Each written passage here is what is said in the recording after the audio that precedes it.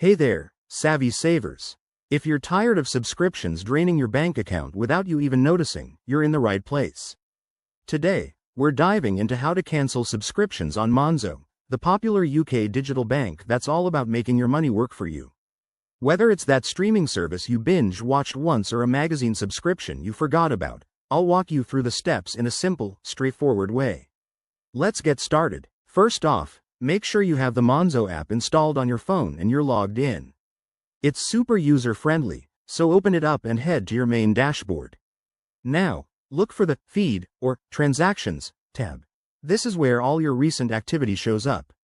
Subscriptions often appear as recurring payments, so scroll through and spot any that look familiar but unwanted.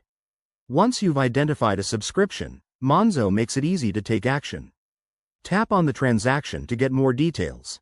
You'll see options to categorize it or even flag it as a subscription. Pro tip: Monzo has a built-in feature to help you manage these.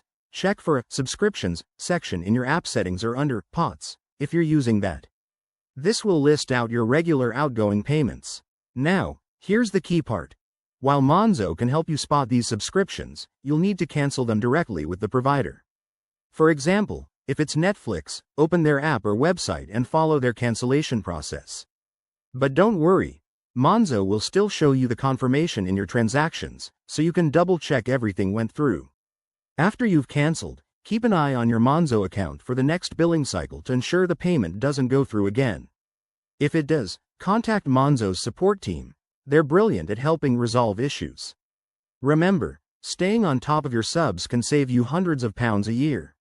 Wrapping this up, canceling subscriptions on Monzo is all about awareness and action.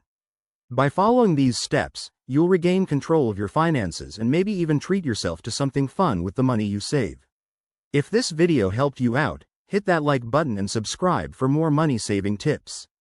Thanks for watching, and see you next time.